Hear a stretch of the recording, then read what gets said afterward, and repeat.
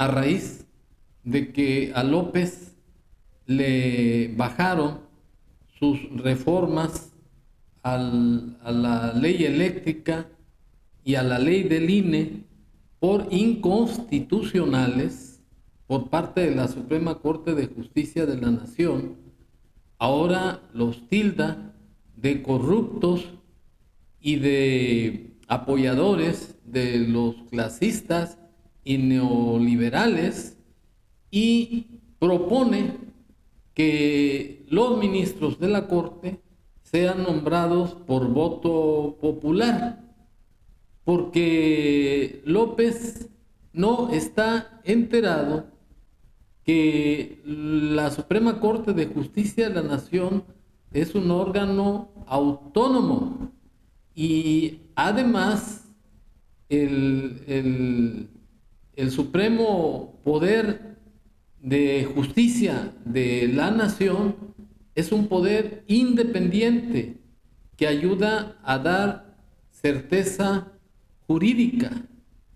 Y lo que López está haciendo ante sus paleros es hacer creer a la gente que lo escucha y que lo aguanta en su circo matutino, que la Suprema Corte está al servicio de los clasistas y que no imparte justicia, porque justicia para él es brincarse las formalidades que la ley establece para demostrar una acción o una excepción.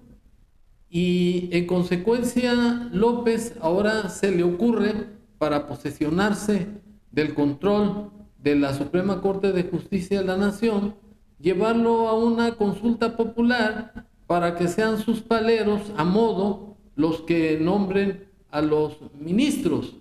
Y toma como ejemplo lo que Porfirio Díaz en su tiempo hacía con el poder legislativo y con el poder judicial. O sea que había una simulación porque él mandaba los nombramientos de los candidatos a modo para su gobierno, que es lo mismo que está haciendo López con sus corcholatas. También es el dedo flamígero que utiliza López, no ha cambiado nada, es la misma corruptela, desde Porfirio Díaz hasta este Santón de Tapanco. Y si no, vean lo que está diciendo respecto al Poder Judicial. En moralizar, en purificar la vida pública. Es un hecho, se puede probar, de que el Poder Judicial, casi en su totalidad, de arriba a abajo, está podrido.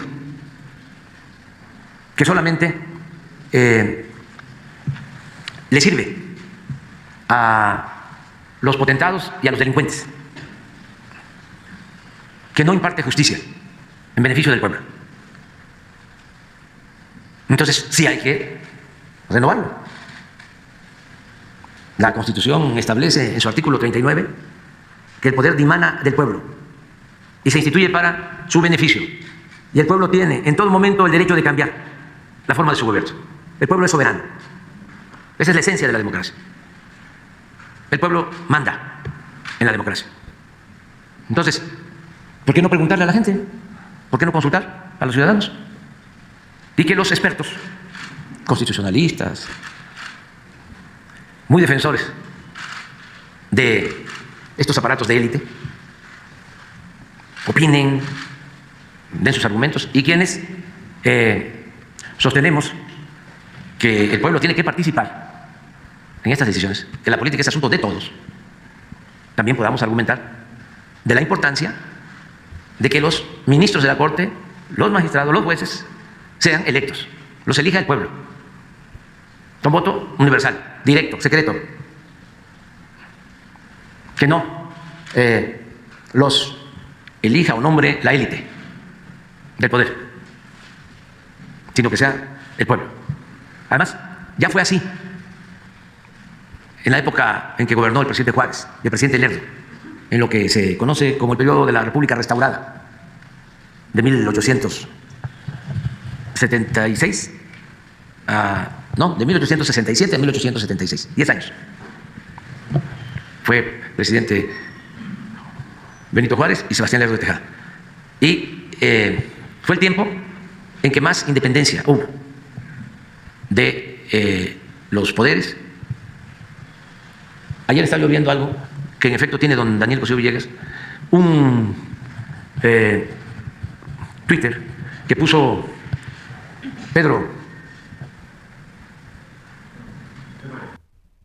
No, Miren, López no deja de ser un populista manipulador de la gente para conseguir sus fines de poder controlar finalmente el poder judicial, el cual le faltaba avasallar, a excepción de 3 ministros que son a modo de él.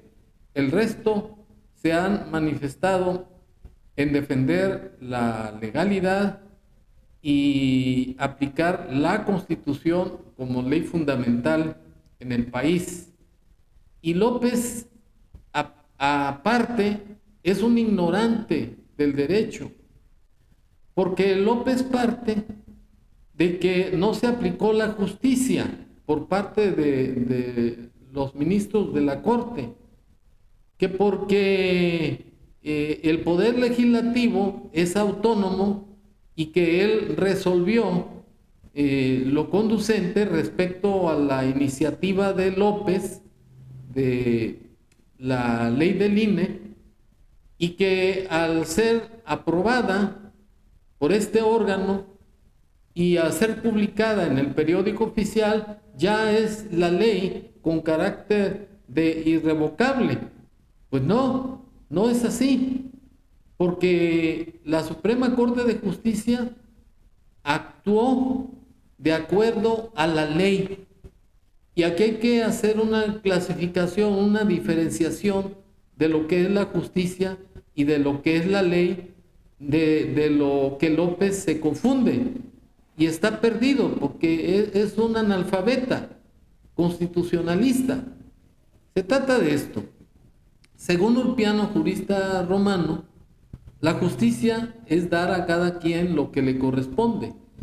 Y ese concepto ha pasado a nuestras fechas, a nuestra actualidad, como el eje filosófico fundamental de los derechos humanos para resolver a verdad sabida, o sea, de acuerdo a la verdad y a la razón. Eso es la justicia. Pero la ley tiene otro concepto, otra denominación.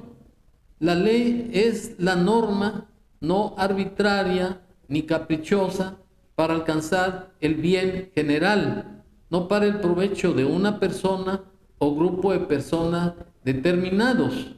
Este concepto es el que sostiene nuestra legislación en sus artículos 14 y 16 de la Constitución, en los cuales se establece, más o menos de la misma forma, que a nadie podrá molestarse en su persona, familia, domicilios o papeles, sino en virtud de mandamiento escrito de la autoridad competente que funde y motive la causa legal del procedimiento. Y en el caso del segundo numeral, dice que a nadie podrá molestarse en su persona, familia, domicilios, sino en virtud de mandamiento escrito de la autoridad que funde y motive la causa legal del procedimiento. En consecuencia de lo que trata la ley es de formalidades, o sea, no molestar, no privar, según el artículo 16. A nadie podrá privarse de la vida, de sus propiedades, posesiones o derechos, sino en virtud del mandamiento escrito de la autoridad competente que funde y motive la causa legal del procedimiento. Es decir, que nuestra legislación está imbuida por las formalidades que la ley señala, porque en un procedimiento se tiene que demostrar por el accionante de una determinada acción y por su parte la persona demandante tiene que acreditar los elementos de su excepción. Esto es lo que se llama sistema formalista, porque tratándose de la justicia o hablando de la justicia, tiene un aspecto más bien moral. Pero si nos atenemos a lo que es la ley, hay un principio que dice lex dura lex. La ley es dura, pero es la ley. O sea, la ley puede ser injusta, puede ser inmoral, pero es la ley. Y es lo que López no entiende. Lo que debería hacerse en su caso es una reforma constitucional, no para elegir a los ministros por parte de votación popular del pueblo, porque eso se da para los nombramientos o para los cargos de elección popular. Así lo señala el artículo 35 y 36 de la Constitución Federal, el derecho de votar y ser votados.